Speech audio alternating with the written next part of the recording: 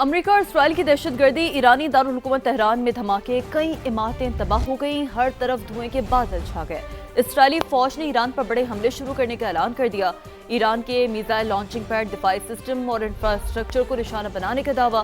گزشتہ روز صدارتی آفس اور سپریم نیشنل سیکیورٹی کونسل کی عمارت پر بھی بہت بڑا حملہ کیا گیا۔ ہمدان، اصفہان، شیراز، قم، یزد اور فارس شہر پر بھی شدید بمباری کی گئی۔ 5 روز میں شہادتوں کی تعداد 787 ہو گئی۔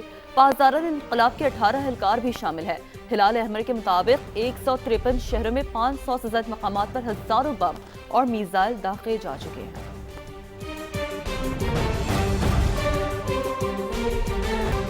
مشرق وسطی کی لپیٹ میں ہے۔ ایران کی جانب سے 5ویں روز بھی خلیجی ممالک پر حملے۔ سعودی عرب میں امریکی CIA کے مرکز پر ڈرون حملہ کیا گیا۔ روسی میڈیا کے مطابق CIA مرکز میں آگ بھڑک اٹھی۔ دبئی میں امریکن قونصلیٹ کو ڈرون سے نشانہ بنایا گیا۔ دبئی میڈیا آفس کے مطابق حملے میں کوئی جانی نقصان نہیں ہوا۔ قطری وزارت دفاع کے مطابق العدید ایئر بیس پر بیلسٹک میزائل سے حملہ ہوا۔ حملے کے وقت ایئر بیس پر امریکی فوجی موجود تھے۔ پاسداران انقلاب نے بحرین میں بھی امریکی تنصیبات پر حملے کیے۔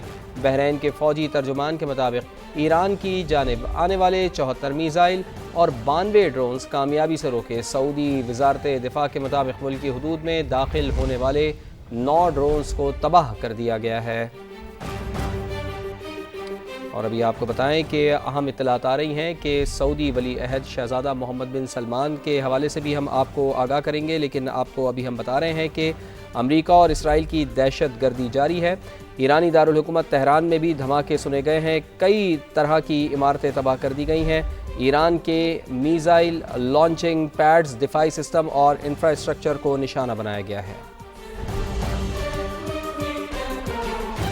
سعودی ولی عہد شہزادہ محمد بن سلمان کی زیر صدارت کابینہ کا اجلاس، قومی سلامتی کے دفاع، شہریوں اور غیر ملکیوں کے تحفظ کو یقینی بنانے کا عزم دہرایا گیا۔ آپ کو اس حوالے سے بتا رہے ہیں کہ فیصلہ کیا گیا کہ قومی سلامتی کو یقینی بنانے کے لیے اور شہریوں کے تحفظ کے لیے جو اقدامات اٹھانے پڑیں گے اٹھائیں گے۔ آن لائن اجلاس میں خطے کی صورتحال کا جائزہ لیا گیا۔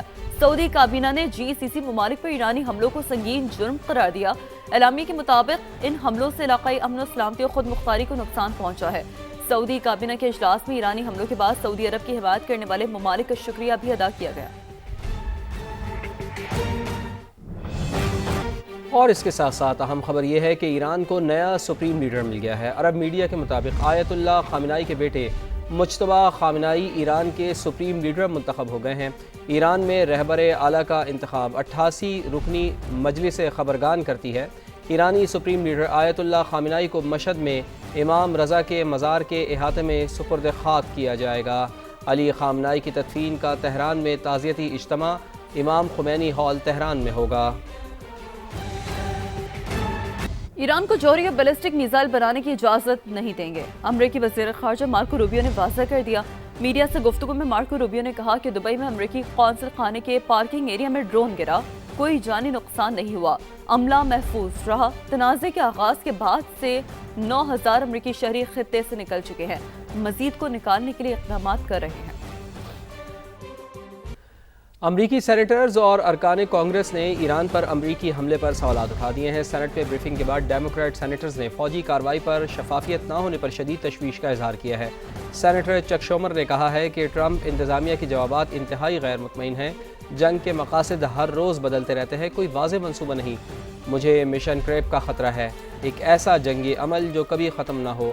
عوامی مباحثے کی ضرورت ہے تاکہ امریکی عوام صورتحال سمجھ سکیں۔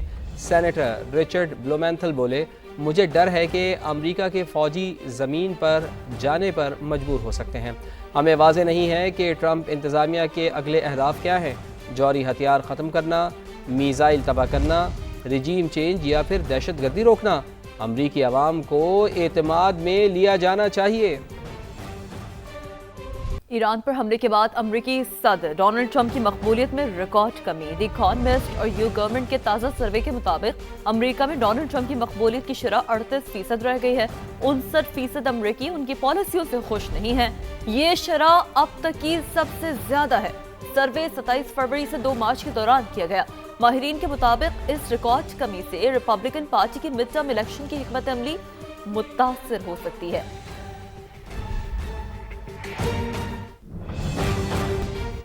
برطانیہ ایران پر کسی بھی جارحانہ حملے میں شامل نہیں، برطانوی وزیر اعظم کا ایسا کہنا ہے۔ مشرق وسطیٰ میں ہم اپنے اتحادیوں کے دفاع کے لیے اقدامات کر رہے ہیں۔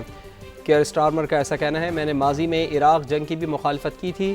کیئر سٹارمر یہ بھی کہہ رہے ہیں کہ برطانیہ میں اسلامو فوبیا کے خاتمے کے لیے مؤثر اقدامات کیے جائیں۔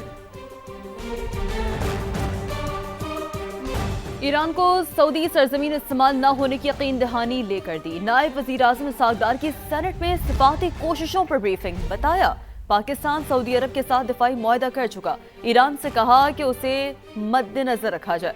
سب نے دیکھا سعودی عرب اور عمان کے خلاف کم ری ایکشن ہوا۔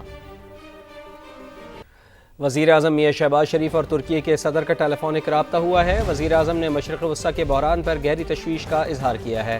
ایران پر اسرائیلی حملوں اور خلیجی ممالک پر حملوں کی مذمت۔ وزیر اعظم نے صدر رجب طیب اردوان کو خلیجی ممالک کی قیادت سے حالیہ رابطوں کے بارے میں آگاہ کیا۔ دونوں رہنماؤں کا مزید کشیدگی سے بچنے کے لیے فریقین سے تحمل اور بردباری پر زور۔ وزیر اعظم نے ترک صدر کو افغانستان کے تناظر میں حالیہ پیش رفت سے بھی آگاہ کیا۔